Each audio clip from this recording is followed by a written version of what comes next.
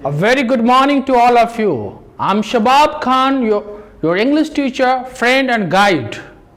आज मैं आप सभी लोगों का गया गाइडेंस कार्यक्रम में वेलकम करता हूं, अभिनंदन करता हूं और आज आपके लिए एक नया चैप्टर अंग्रेजी का लेकर आया हूं जिसका नाम है नरेशन, जिससे मुझे आज आपको पढ़ाना है। बहुत ही इंपॉर्टेंट चैप्टर है आपके एग्जाम के लिए।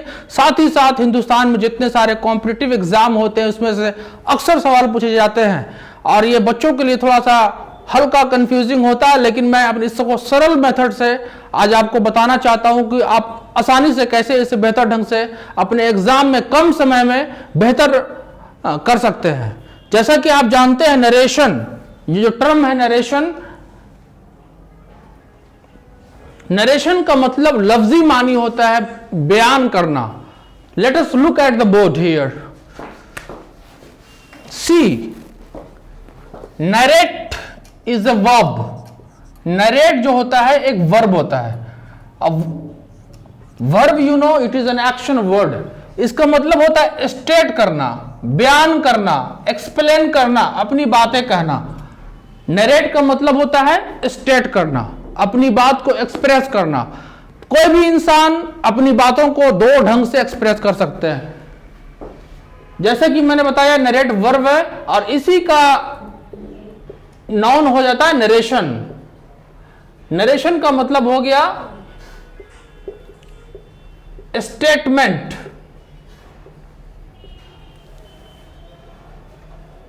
स्टेटमेंट कोई भी the art of reporting words of speaker. जब कोई वक्ता अपनी बात बोलता है, उसके बोलने की क्रिया को, बोलने के तरीके को, बोलने के मेथड को, बोलने के मैनर को हम लोग नरेशन कहते हैं। कैसे कोई इंसान अपने फीलिंग्स को, इमोशन को, थॉट को, आइडियाज को, कॉन्सेप्ट्स को एक्सप्लेन करता है। तो इसमें दो बातें सबसे अहम होती है। नरेशन, मैंने जैसे बताया कि नरेशन का लफ्जी मानी किसी बात को बयां करना, किसी बात को एक्सप्रेस करना या बताना। तो कोई इंसान अपनी बात को दो ढंग से बता सकता है। जैसे कि उदाहरण के तौर पर कोई व्यक्ति अगर कोई अपनी बात को हूबहू बोले, जैसे कोई बोले Ram said I am a teacher, my father said you are a good student. जब कोई इंसान किसी बात को एग्जैक्ट वर्ड, सेम वर्ड उनको एक्सप्रेस करे तो उसे हम लोग ग्रामर की भाषा में, ग्रामर की जबान में डायरेक्ट स्पीच कहते हैं। और डायरेक्ट का मतलब ही मीनिंग इसमें छिपा हुआ है बात को एक्सप्रेस करना, बताना। उसमें उनकी बातों में कोई चेंज नहीं करना, कोई बदलाव नहीं करना। सेम आइडिया, सेम सेंटेंस और जैसे कहा एग्जैक्ट प्रेजेंट कर देना ही डायरेक्ट स्पीच कहलाता है। और दूसरे ढंग से हम लोग उसे बोलते हैं indirect speech. Indirect speech, indirect speech में यह होता है कुल बातें को ना कहकर उनकी जो बात का जो मुख्य जिस्ट है, मेन समरी है, मेन सब्सटेंस है, उसे एक्सप्रेस करना ही इनडायरेक्ट स्पीच कहलाता है। तो जैसा आप जानते हैं नरेशन का मतलब किसी बात को बताना। तो कोई भी ओरेटर, कोई भी स्पीकर अपनी बात को दो ढंग से एक्सप्रेस करता है। पहला जो करने का तरीका होता है डायरेक्ट। डायरेक्ट का मतलब exact, actual word of the speaker, वो हमारा डायरेक्ट हो गया। दूसरा तरफ हो गया इनडायरेक्ट। इनडायरेक्ट का मतलब हो गया कि उसका समरी बताना, जिस्ट बताना। Ram said he was a good boy.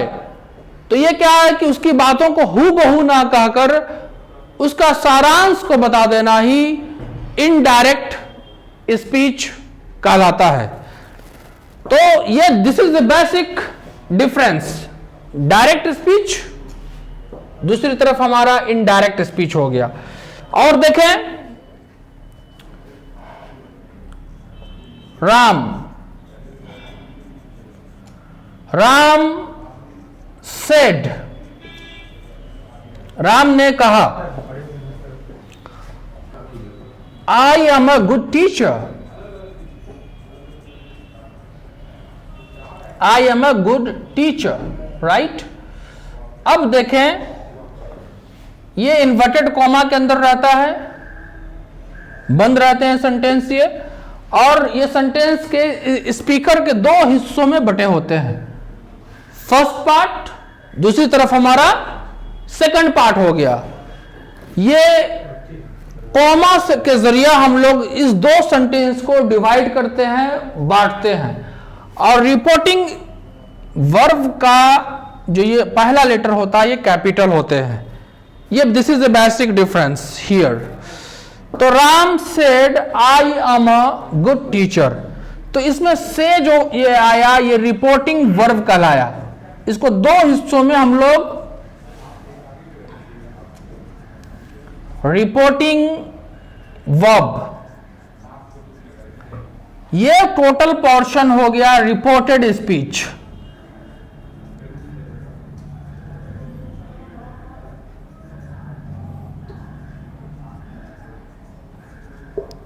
Reporting verb, reported speech, ये दो पार्ट हो गए, और इसे हम लोग बोलते हैं इनडायरेक्ट स्पीच।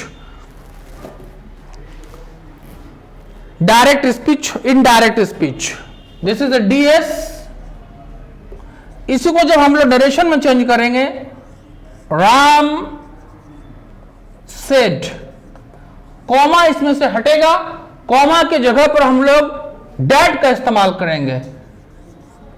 अब देखिए दूसरा चेंज जो होता है, आई का मतलब मैं होता है, आई का इस्तेमाल किसके लिए हुआ है? राम के लिए हुआ है। तो चेंज ऑफ प्रोनाउन होगा, यहां आई के जगह क्या हो जाएगा? ही आ जाएगा। ये रिपोर्टिंग वर्ब जब पास्ट टेंस में होता है तो इसमें यह भी चेंज हो जाएगा, ही, आई एम चेंज हो जाएगा पास्ट टेंस में, he was a good teacher, he was a good teacher. यह हमारा हो गया इनडायरेक्ट स्पीच। तो इस तरह से हम लोगों ने देखा अभी कि नरेशन के दो तरह के होते हैं। दो तरह से एक व्यक्ति, एक इंसान अपनी बातों को बयां कर सकता है। पहला तरीका डायरेक्ट स्पीच, दूसरा इनडायरेक्ट स्पीच।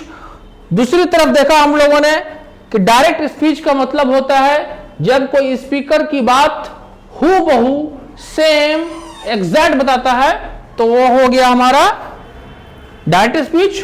और इनडायरेक्ट स्पीच मतलब जब उनकी बात में कोई थोड़ा बदलाव हो, समरी बताया जाए, जिस्ट बताया जाए, उसे हम लोग कहते हैं इनडायरेक्ट स्पीच कहते हैं। तो अब हम लोग आगे देखें, स्क्रीन के ऊपर देखें, स्क्रीन पर देखें, इसका जो मेन हम लोग जो है स्क्रीन पर एक बार देख लें। अभी एग्जाम्पल दिया मैंने, Ram says Ravi is a brilliant student. See, this is a direct statement. अब इसको हम लोग को जैसा बताया कि ये सेंटेंस दो हिस्सों में, दो पार्ट में बटा हुआ है। जो सेज है ये रिपोर्टिंग वर्ब है, और ये पार्ट इन्वर्टेड कॉमा के अंदर जो बंद है उसे हम लोग रिपोर्टेड स्पीच कहते हैं। जब इसे हम लोग इनडायरेक्ट स्पीच बोलते हैं, Ram says that Ravi is the brilliant student.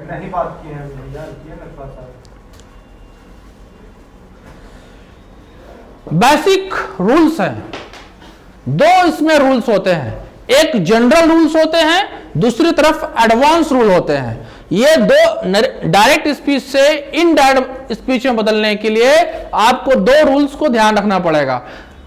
जो ऐसा नियम जो हर जगह एप्लीकेबल होगा, हर जगह लागू होगा, उसे हम लोग बोलते हैं जनरल रूल्स। जनरल रूल्स का मतलब होता है तीन रूल्स आते हैं जनरल रूल में। चेंज ऑफ पर्सन, जैसा कि पर्सन मैंने अपने पिछले क्लास में पढ़ाया है, आपको समझाया है, और पर्सन की अंडरस्टैंडिंग आपके पास ऑलरेडी है। अंग्रेजी के व्याकरण में तीन पर्सन्स होते हैं, फर्स्ट जो अपने बारे में बताता है, सेकंड दूसरे के बारे में बताता है, थर्ड तीसरे आदमी के बारे में बात किया जाता है। आई और वी ये फर्स्ट पर्सन के एग्जाम्पल्स हैं। इस तरह से यू सेकंड पर्सन के एग्जाम्पल हैं, ही शी इट दे ये थर्ड पर्सन के एग्जाम्पल्स हैं। अब आई का माई, माइन, माई सेल्फ, मी ये सारे केसेस होते हैं। तो ये सारी चीजों को देखना है कि ये सारा हर जगह चेंज होगा। दूसरी तरफ हम लोग देखते हैं चेंज ऑफ टेंस। टेंस अंग्रेजी का रीढ़ होता है जो मैंने पिछले क्लास में पढ़ाया है। और टेंस का आपने देखा कि टेंस ये बेस चैप्टर है, ये अंग्रेजी का फाउंडेशन चैप्टर है। अगर ये चैप्टर आपके पास रिवीजन नहीं रहेगा, प्रैक्टिस नहीं रहेगा, ना आप वॉइस समझेंगे ना नरेशन समझेंगे। इसलिए जो चैप्टर आप पहले पढ़ा है उसको हर हाल में आपको महारत और प्रैक्टिस और रिवीजन खोजता है। तो टेंस को मैंने ऑलरेडी पढ़ा चुके हैं आप लोगों को। चेंज होते हैं, अगर प्रेजेंट टेंस में है तो वो पास्ट टेंस में टेंस कन्वर्ट हो जाता है। प्रेजेंट कंटिन्यूअस है तो पास्ट कंटिन्यूअस में, प्रेजेंट परफेक्ट है तो पास्ट परफेक्ट कंटिन्यूअस में। ये सारा चीज मैं आप लोग को दिखाऊंगा, बताऊंगा कि कैसे टेंस का इनडायरेक्ट स्पीच बदलने में चेंज होता है।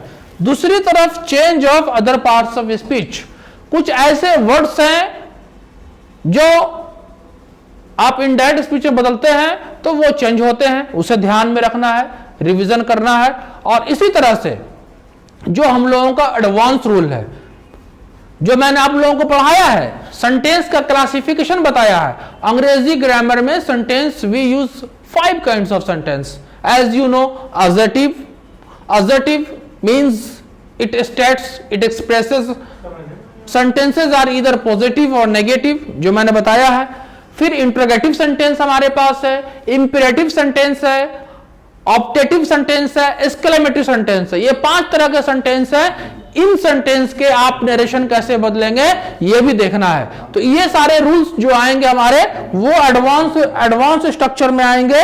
तो शुरू करते हैं, चेंज ऑफ पर्सन बताते हैं सबसे पहले आप लोगों को। चेंज ऑफ पर्सन मैंने दिखाया कि अंग्रेजी में कितने पर्सन होते हैं, 3 पर्सन्स होते हैं, फर्स्ट, सेकंड, थर्ड। इसको एक नियम से हम लोग चेंज करते हैं जिसे SON सन के नियम से जानते हैं। एस का जो मतलब होता है सब्जेक्ट, फर्स्ट पर्सन अगर सब्जेक्ट से हम लोग चेंज करेंगे, सेकंड पर्सन ऑब्जेक्ट से, थर्ड पर्सन में कोई चेंज नहीं होगा। Third person N shows no change, 2 O shows object, 1 shows subject. जो हमारा पहला पर्सन है, the first person changes its form according to subject. जो पहला पर्सन होगा, आई होगा, वी होगा, ये सब्जेक्ट के मुताबिक बदलेंगे। इस तरह दूसरा जो पर्सन हमारा होगा, अंग्रेजी का दूसरा जो सब्जेक्ट हमारा है वो यू है, और यू जो है वो ऑब्जेक्ट के जरिए बदलेगा।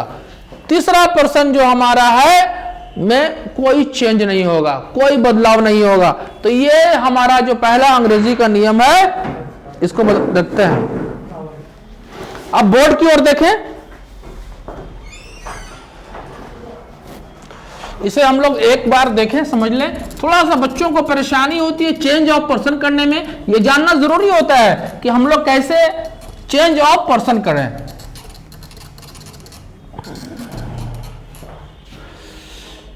एग्जाम्पल देता हूं, अमर, किसी लड़के का नाम अमर कहता है, अमर सेज, इन्वर्टेड कॉमा, दूसरी तरफ अमर सेज आई एम हैप्पी। अमर कहता है कि मैं खुश हूं। यह हमारा हो गया DS, डायरेक्ट स्पीच। अब जब इसको हम लोग आई यहां हमारा पर्सन है, ये आई जो हो गया फर्स्ट पर्सन हो गया, ये आई है हमारा फर्स्ट पर्सन। अब मैंने बताया कि जो पहला रूल बताया SON सन, S और 1, S का मतलब पहला पर्सन से ये चेंज करेगा। तो जो आई का इस्तेमाल हुआ किसके लिए हुआ है, अमर के लिए हुआ है। अमर कौन है, एक लड़का है, और लड़के की जगह क्या लगता है, ही का प्रयोग होता है।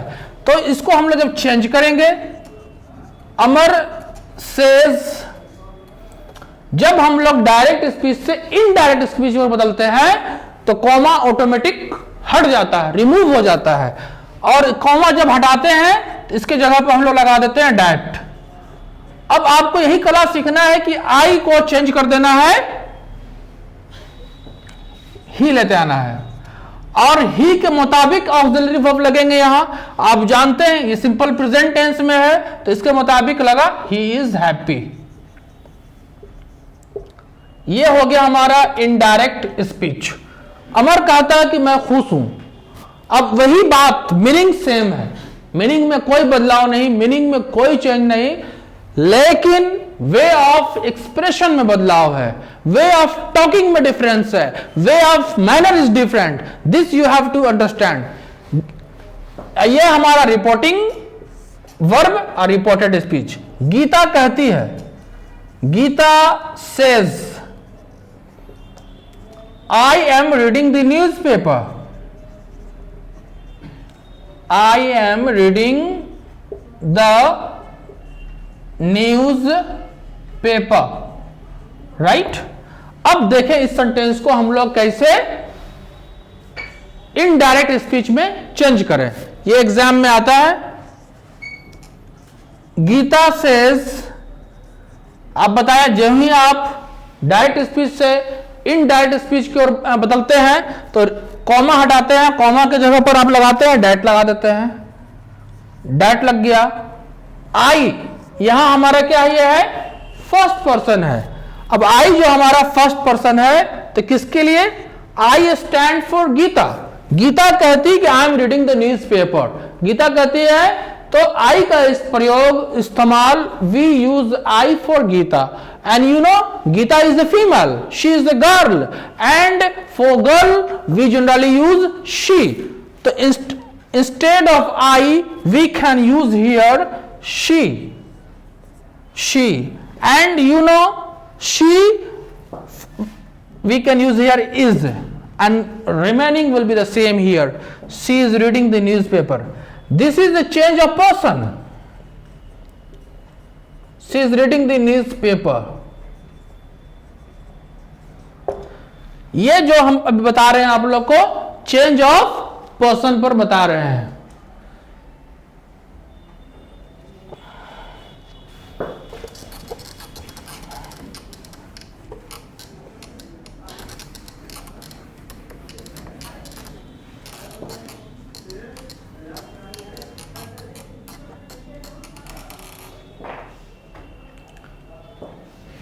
She tells me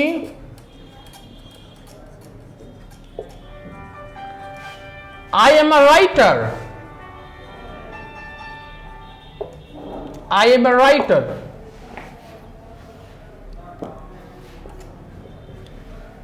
ये हमारा she tells me that I use for she. Automatically she will come here. She is a writer.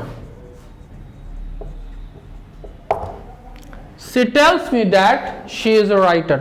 This was changed here according to subject. Now we come here, look at second rules. पहला rule मैंने दिखाया कि वो subject के मुताबिक बदलता है। दूसरा रूल जो हमारा जो चेंज ऑफ पर्सन का है, जो SON आपको सिखाया मैंने, S मतलब सब्जेक्ट, O मतलब ऑब्जेक्ट, N मतलब no change. Subject first person के साथ, ऑब्जेक्ट सेकंड पर्सन के साथ, थर्ड पर्सन के साथ नो चेंज। ये मैंने दिखाया आप लोगों को। अब देखिए, Anand says to me you are wise. Anand मुझे कहता है कि तुम अक्लमंद हो, तुम बुद्धिमान हो। तो इसी बातों को ये डायरेक्ट स्पीच हो गया, और इसको इनडायरेक्ट स्पीच में बदलेंगे तो आनंद टेल्स मी, यहां कॉमा हटेगा, कॉमा के जगह पे क्या लगाएंगे हम लोग, डैट लगा देंगे। अब यू देखें, यू किसके लिए आया है, यू का कंपैरिजन होगा मी के साथ, है ना, क्योंकि यू जो है वो सेकंड पर्सन है, और यू मी का इसका ऑब्जेक्ट आ जाएगा, आई आ जाएगा, I am wise. Look at, at the board to understand it more. As I have shown and taught you rules 1, now look at the rule number 2, which is an important one also. Gita says to Sita, Gita Sita से कहती है, Gita says to Sita. आप जानते हैं subject verb object बुनियादी चीज है. You are a beautiful girl, you are a beautiful girl, right. This is a indirect speech and now we have to convert it into direct speech, we have to convert into indirect speech. says बदल जाएगा, गीता जब object आता है, Gita tells Sita, to will be removed. now here I will use that instead of comma we use. अब देखें आप लोग, आप जैसा जानते हैं कि यू अंग्रेजी व्याकरण में सेकंड पर्सन है. सेकंड पर्सन का जो चेंज करेंगे हम लोग वो ऑब्जेक्ट के साथ. और इससे पहला जो नियम देखा था हम लोगों ने सब्जेक्ट के साथ देखा था. फर्स्ट पर्सन का चेंज हो रहा था सब्जेक्ट के साथ और दूसरा और होगा हमारा ऑब्जेक्ट के साथ. तो गीता इसमें सब्जेक्ट हो गया, सीता ऑब्जेक्ट हो गया और सेज जो हमारा रिपोर्टिंग वर्ब हो गया, रिपोर्टिंग वर्ब आ गया. तो सीता मैंने बताया गर्ल है, फीमेल है, लड़की है. तो जब ये फेमिनाइन जेंडर है तो यू इसके जगह शी लगेगा, शी के साथ इज लगेगा. सी इज अ ब्यूटीफुल गर्ल. तो चेंज ऑफ पर्सन ये सब जगह लागू होगा. ये कॉमन चीज है, ये जानना जरूरी है. बच्चों को थोड़ा सा टिपिकल लगता है, नरेशन कंफ्यूजन लगता है, लेकिन अंग्रेजी जो आती है वो प्रैक्टिस से आती है, ना कि रूल जानने से आती है. नियम जानने से, लॉ जानने से you can not learn English. You can never learn English unless you practice it. The more you practice the better you gain proficiency in English. Only fundamental requirement is practice and your effort. Amar says to him he is my best friend. Amar says to him, you are my friend. You are my friend. Right? अब इसको देखें. Amar tells him that. अब जैसा जान रहे हैं, you हमारा क्या है, सेकंड पर्सन है. यू को चेंज करेंगे हिम के साथ तो ये आ जाएगा शी, सॉरी ही आ जाएगा. ही is my friend, he is my friend. आपने एग्जाम्पल देखा कि सेकंड पर्सन के साथ कैसे बदलाव होता है. अब हम लोग जो देखेंगे एग्जाम्पल वो थर्ड पर्सन के साथ हम लोग कैसे चेंज करेंगे, इस पर हम लोग फोकस करेंगे.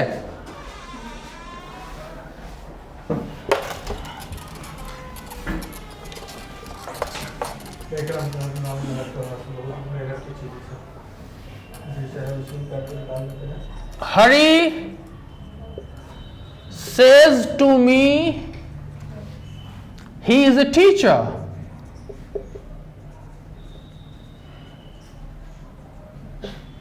हरी ने मुझे कहा कि वो एक टीचर है. राइट. तो इसमें किसमें हम लोग देखा, हम लोगों ने फर्स्ट पर्सन देखा, सेकंड पर्सन देखा, अब हम लोग थर्ड पर्सन देखे. थर्ड पर्सन में कोई चेंज नहीं होता है. Hari tells me that he is the teacher. आप इस एग्जाम्पल को देखते चले. SON 1 2 3.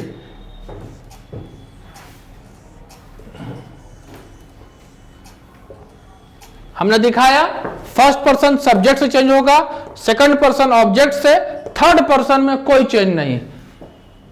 बच्चे कंफ्यूज करते हैं, क्यों? उनको समझ में नहीं आते हैं person. He says to me she helps all. she helps all. See here, he says will convert into tells.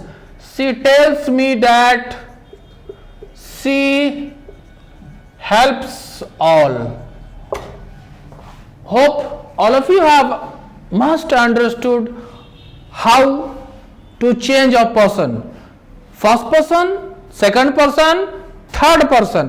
अब हम लोग देखें, अब दूसरा जो नियम हम लोगों का है change of tense. Change of tense देखना है. अब तक हम लोग देख रहे थे, सीख रहे थे कि कैसे हम लोग पर्सन को चेंज करें. अब फर्स्ट पर्सन कैसे चेंज करेंगे, सेकंड पर्सन कैसे चेंज करेंगे, थर्ड पर्सन चेंज कैसे करेंगे. लेकिन अब जो हम लोग देखेंगे वो टेंस को कैसे चेंज करेंगे. एक चीज याद रखिए इसका, when the reporting speech in present tense or future tense, there will be no change in reporting verb. अगर I say I am a good boy, I am a good boy, मैं कहता हूं कि मैं एक अच्छा लड़का हूं. यह हमारा सिंपल प्रेजेंट टेंस में है. she is saying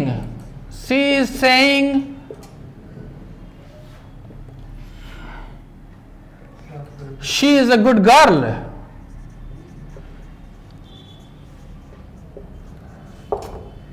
इसमें कोई चेंज नहीं होगा क्योंकि ये reporting verb Ram will say, Ram कहेगा कि आई रीड द नोवेल. ये हमारा ये पोर्शन मैंने पहले बताया आपको कि अगर रिपोर्टिंग स्पीच हमारा प्रेजेंट टेंस में है, प्रेजेंट कंटिन्यूअस टेंस में है, प्रेजेंट परफेक्ट टेंस में है, फ्यूचर टेंस में है, तो इसके टेंस के साथ कोई छेड़छाड़ नहीं होगा, कोई बदलाव नहीं होगा और कोई चेंज नहीं होगा. जबकि रूल 2 इसका जस्ट अपोजिट है कि अगर, और उस पर हम लोग को फोकस करना है सबसे अहम, कि अगर टेंस पास्ट टेंस में जब रहेगा, रिपोर्टिंग वर्ब पास्ट टेंस में रहेंगे तो उसमें कुछ बदलाव होंगे जो टेंस को आपको देखना है.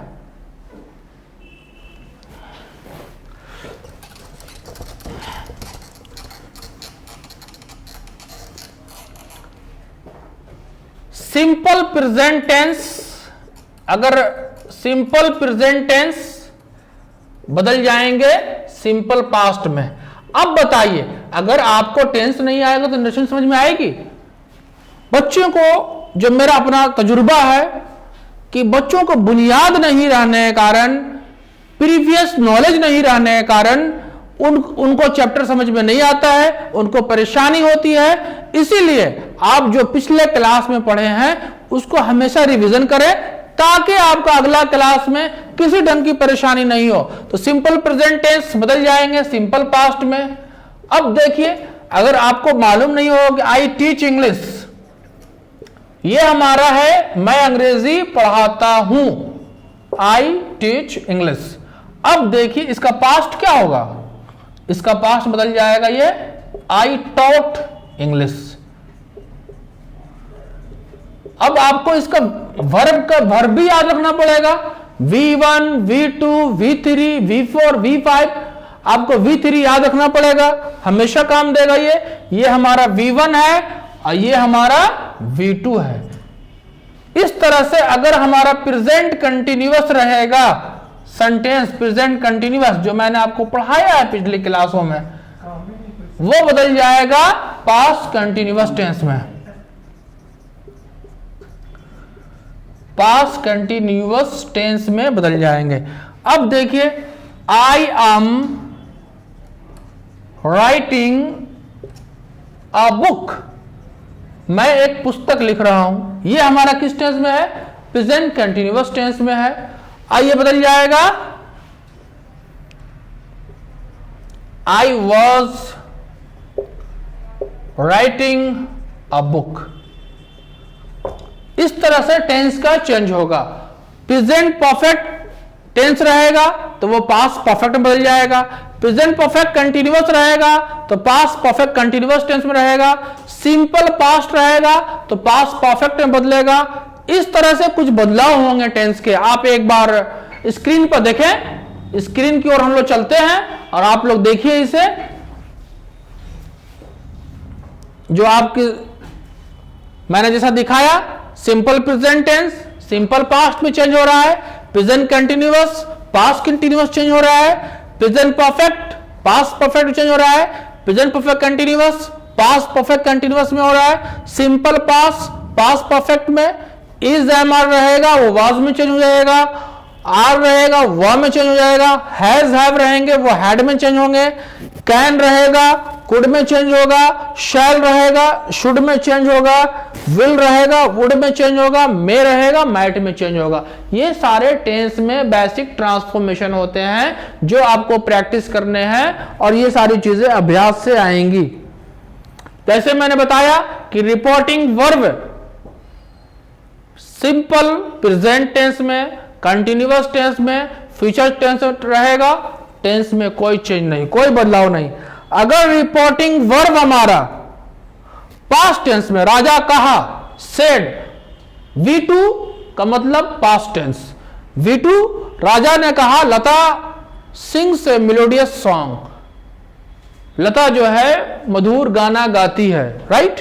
तो अब देखें आप लोग लता सिंग्स, जब तक आपका सिंग का V2 याद नहीं रहेगा आप नहीं जानोगे कि सिंपल प्रेजेंट को पास्ट इंडिफिनिट में कैसे चेंज करें। तो क्या आप समझते हैं कि आप नरेशन बना सकते हैं?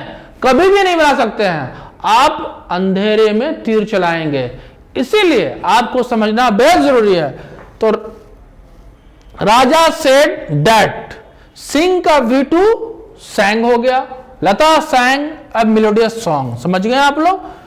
The principal said children are making noise, principal ने कहा कि बच्चे शोर मचा रहे हैं। अब इसको हम लोग, ये हमारा सेंटेंस डायरेक्ट स्पीच है, इसको इनडायरेक्ट से बदलना है। टेंस आपको जानना है कि children are making a noise, इस टेंस का कैटेगरी क्या है, क्या टाइप है, क्या काइंड है। तो आप जानते हो कि जिस टेंस में इज एम आर रहते हैं और बिफोर रहता है तो वो कंटिन्यूअस टेंस होता है। तो चिल्ड्रन आर मेकिंग नॉइज, बच्चे शोर मचा रहे हैं, हल्ला गुल्ला कर रहे हैं। ये कौन सा टेंस हमारा है? ये प्रेजेंट कंटिन्यूअस टेंस है। और रिपोर्टिंग वर्ब हमारा किस टेंस में है? सेड, V2, ये वर्ब का सेकंड फॉर्म है। तो इसको हम लोग चिल्ड्रन आर मेकिंग नॉइज बदल जाएगा पास्ट कंटिन्यूअस टेंस में। The principal said, inverted comma हटेगा, that children were making a noise. इस तरह से the teacher said that students have completed homework. आपके साथ ही साथ टेंस भी रिवीजन हो रहा है। Students have completed homework, this sentence is in present perfect tense and this shows action completed. Has have V3 is indication of present perfect. Present perfect change हो जाएगा किसमें? हैड में चेंज हो जाएगा। The teacher said that students have completed homework. इस तरह से मैंने सब चीज। अब देखें, मेरा दोस्त कहता है कि उसके पास एक कार है। My friend said I have a car and we will change this sentence into indirect speech. My friend said that I have change हो जाएगा हैड में, हैड ए कार। कैन देखिए आप, कुड में चेंज हो जा रहा है। इस तरह से मैंने बहुत सारा एग्जाम्पल दिया है। समय का अभाव है क्योंकि क्रैश कोर्स चल रहा है, आपको रिवीजन कराना है, प्रैक्टिस करवानी है। बहुत सारे उदाहरण दिए हुए हैं जो PPT हमारे वीडियो के साथ टैग रहेगी। लेकिन एक एक्सेप्शन होता है, ग्रामर में हमेशा नियम का कहीं ना कहीं एक्सेप्शन, अपवाद होता है, स्पेशल केस होता है। अगर सेंटेंस यूनिवर्सल ट्रुथ शो करता है, कोई उसमें सच्चाई को बयां करता है, तो उसमें कोई चेंज नहीं होता है। आप जैसे जानते हो, my mother said to me honesty is the best policy. ये रिपोर्टिंग वर्ब V2 है, लेकिन ईमानदारी एक अच्छी नीति है, ये सच्चाई है, सभी लोग जानते हैं, पूरा दुनिया जानती है कि ये भाई ये क्या है, यूनिवर्सल ट्रूथ है, पूरे ब्रह्मांड के लोग इस पर मानते हैं। तो my mother told me that honesty is the best policy, इसमें टेंस कोई चेंज नहीं होगा। The teacher said the earth moves round the sun, teacher ने कहा जमीन सूरज के चारों तरफ घूमती है, ये यूनिवर्सल ट्रूथ है, कोई चेंज नहीं कर सकता है, तो इसको सेम टेंस में कोई चेंज नहीं। My father said the sun rises in the east, मेरे फादर ने कहा, मेरे पिताजी ने कहा कि सूरज पूरब से उगता है, तो आप पश्चिम से नहीं उगा सकते हैं, यूनिवर्सल ट्रूथ है, दुनिया जानती है। तो ऐसे सेंटेंस में उसके टेंस में कोई चेंज नहीं होगा, क्योंकि यह यूनिवर्सल ट्रूथ है, ये ग्रामर का रूल्स है। अब आप लोग देख लें, मैंने जनरल रूल्स 3 रूल बताए थे, change of person first rule, second बताया था चेंज ऑफ टेंस, तीसरा जो बताने जा रहे हैं change of other parts of speech, जो आपको याद कर लेना है, क्योंकि इसको प्रैक्टिस करेंगे तभी आपको याद रहेगा। जैसे अगर डायरेक्ट स्पीच में दिस रहेगा, तो जब आप इनडायरेक्ट स्पीच बदलेंगे तो डायरेक्ट में चेंज हो जाएगा। अगर दिस रहा डायरेक्ट स्पीच में तो आप इनडायरेक्ट से बदलोगे दोस हो जाएगा। अगर हेयर रहा डायरेक्ट स्पीच में तो देयर में चेंज करेगा, टुडे रहेगा तो दैट डे में चेंज हो जाएगा, 10 रहेगा 100 में चेंज करेगा, 9 रहेगा देन में चेंज करेगा, अगो रहेगा बिफोर में चेंज करेगा, कम रहेगा गो में चेंज करेगा। तो ये सारी चीज आपको याद करना पड़ेगा, ये अंधेरों में तीर चलाने से बेटा नहीं आएगा। जब तक इसे प्रैक्टिस नहीं करोगे, याद नहीं करोगे, रिवीजन नहीं करोगे, तो आंख बंद करके कुछ समाधान नहीं होने वाला है। इसको याद करना है, प्रैक्टिस करनी है। यस्टरडे प्रीवियस डे में, टुमारो का मतलब आने वाला कल, यस्टरडे मतलब बीता हुआ कल, और टुमारो नेक्स्ट डे बदल जाएगा। इस तरह से मैं सारा चीज आप लोग को दिया हुआ हूं, ताकि आप एग्जाम्पल भी देखें। My friend said it is a very hot today, today आ गया तो ये रिपोर्ट, my friend said that it was very hot that day. Gita said I am busy now, Gita said that she was busy. अब now कहां change कर गया, there में चेंज कर गया। तो ये this is the rule of grammar. In fact, you all have to remember it. See, now look at next example. He said to me, I don't like this book. He told me that she did not like that book. This change into that, now change into then, today change into that day, in this way. Yesterday change into previous day, tomorrow change into next day, ago change in before. These are the common changes of the other parts of speech. अब हमारा special rule है। Special rule क्या है, ये बुनियाद है। सर्वे बताता है, एक टर्म होता है मिनिमम लेवल ऑफ लर्निंग। आज बच्चों को अंग्रेजी बोरिंग क्यों लगती है, क्योंकि उनको बेसिक ज्ञान नहीं है, बुनियादी कंसेप्ट नहीं, जिनके कारण उनको परेशानी होती है।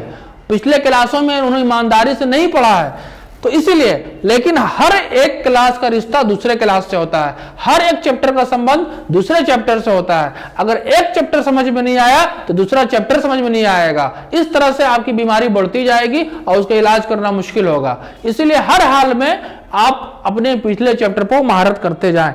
आप देखिए, सेंटेंस 5 तरह के होते हैं। ऑब्जेक्टिव सेंटेंस जो एक स्टेटमेंट बताता है,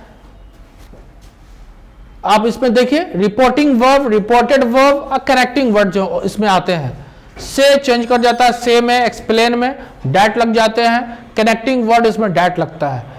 इस इंटरोगेटिव सेंटेंस जानते हैं आप, ऐसा सेंटेंस जिससे क्वेश्चन पूछा जाए, प्रश्न पूछा जाए, उसे हम लोग इंटरोगेटिव सेंटेंस कहते हैं। इंटरोगेटिव सेंटेंस हमारे पास 2 तरह के होते हैं। एक यस नो क्वेश्चन होता है, जिसका जवाब हाँ और ना में दिया जाता है, उसे हम लोग यस नो क्वेश्चन कहते हैं। और जिसका जवाब WH words, what, when, where, why, ये सारे WH वर्ड श्रेणी में आते हैं। WH इनके शुरू में रहते हैं और इनका जवाब एक्सप्रेशन दिया जाता है, इसलिए इसे WH वर्ड्स।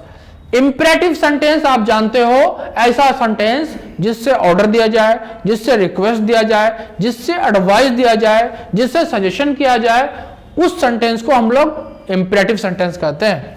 इस तरह से एक्सक्लेमेटरी सेंटेंस, जिससे इंसान की इमोशन, फीलिंग, जज्बात को एक्सप्रेस होता है, उसे हम लोग, तो ये सारे के जब सेंटेंस कैटेगरी रहेगा तो कैसे इसे आप लोग बदलेंगे इनडायरेक्ट स्पीच में।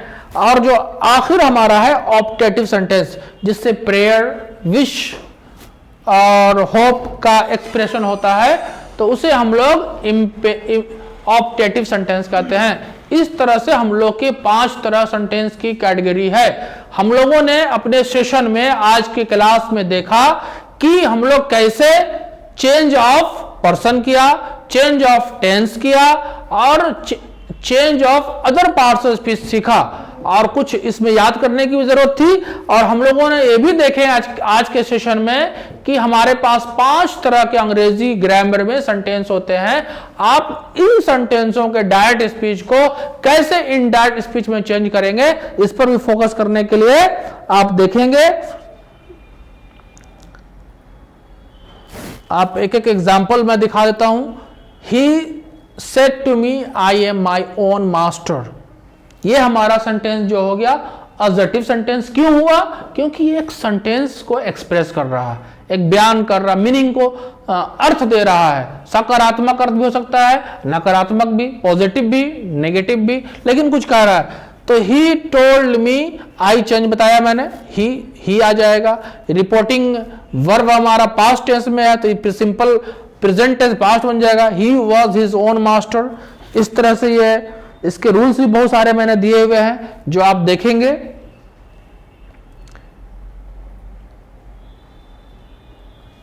WH question, the principal said have student done homework, ये हमारा जो सेंटेंस हो गया yes no question.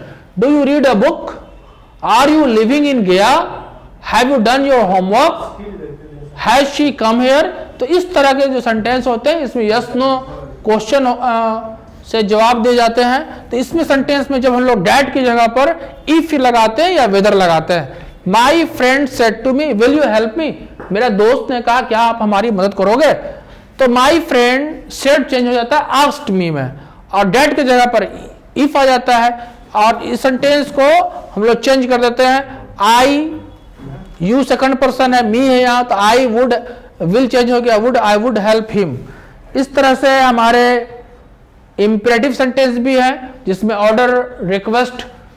The teacher said to students keep quiet, teacher ने, शिक्षक ने, उस्ताद ने बच्चों से कहा चुपचाप हो जाओ, शांत हो जाओ, हल्ला गुल्ला मत करो। तो इसको देखिए, द टीचर आस्क्ड स्टूडेंट्स में कुछ नहीं करते हैं, सिर्फ डेट की जगह पर टू लगाते हैं क्योंकि ये इंपरेटिव सेंटेंस है। The teacher asked students to keep quiet. अब देखिए, जिस सेंटेंस में प्लीज, प्लीज और काइंडली ऐसा वर्ड है जिससे रिक्वेस्ट शो करता है, इसके जगह पर आप रिक्वेस्टेड लगा सकते हैं। Ram requested his friends to give him 50 rupees. आप देखिए, the saint said to me may God bless you, साधु ने, संत ने मुझसे कहा मे गॉड ब्लेस यू। अब the saint prayed that God might bless me. इसके रूल्स काफी दिए हुए हैं, रिवीजन है, प्रैक्टिस आप इसको करेंगे। इस तरह से एक्सक्लेमेटरी सेंटेंस भी है। She said alas my son is no more, उसने कहा कि हाय मेरा बेटा अब नहीं रहा, मर गया, डेथ हो गया। तो अब देखो उसको, सी एक्सक्लेम्ड विद शोरो, उसने दुख के साथ अपनी बातों को बताया। Exclaimed with sorrow that her son is no more. इस तरह से मैंने शॉर्ट में, बहुत डिटेल में नहीं ये चीज को दिखाया, लेकिन ये इसकी पीडीएफ, इसका पीपीटी हमारे वीडियो में टैग रहेगा, लगा हुआ रहेगा। आप इसे पढ़ सकते हो, देख सकते हो, रिवीजन कर सकते हो। और मैं उम्मीद करता हूं कि आज का चैप्टर जो मैंने नरेशन आपको पढ़ाया, हमारी बातें कुछ समझ में आई होगी और आपको एग्जाम, आने वाली परीक्षा, चाहे मैट्रिक की परीक्षा हो, इंटर की परीक्षा हो, दोनों एग्जाम में नरेशन पढ़ना है। लेकिन थोड़ा सा लेवल का डिफरेंस होता है, वहां ये इंपॉर्टेंट चैप्टर है। आप इसको बेहतर ढंग से पढ़ेंगे और अपने आने वाले एग्जाम में अच्छे से अच्छे मार्क्स लेकर अपने राज्य का, अपने परिवार का नाम रोशन करेंगे। और इसी के साथ मैं चाहूंगा कि इस वीडियो को, जो हमारी गया गाइडेंस के द्वारा संचालित कार्यक्रम चल रहा है, इस वीडियो को अपने दोस्तों के साथ, अपने पड़ोसियों के साथ और अंग्रेजी सीखने वाले सभी लोगों के साथ शेयर करेंगे। और आप जब वीडियो देखेंगे तो कुछ ना कुछ दिल में आपके हलचल होगा, कुछ बातें समझ में आएगी। तो उसमें कमेंट सेक्शन होता है यूट्यूब में, वहां जाएंगे, आप कुछ अपनी प्रतिक्रिया देंगे, जो समझ में आएगी बातें, जो बातें समझ में नहीं आएगी वो भी लिखेंगे और मैं उसका, आपकी बातों का जवाब दूंगा, रिस्पॉन्ड करूंगा। और इसी के साथ हम लोग की ख्वाहिश है कि आप लोग हमारे वीडियो को लाइक भी करें, शेयर भी करें, कमेंट करें। इसी के साथ आज का क्लास नरेशन आप लोग के साथ समाप्त करता हूं और अगले सेशन में फिर हाजिर होऊंगा। Goodbye to all of you, have a wonderful day, good bye.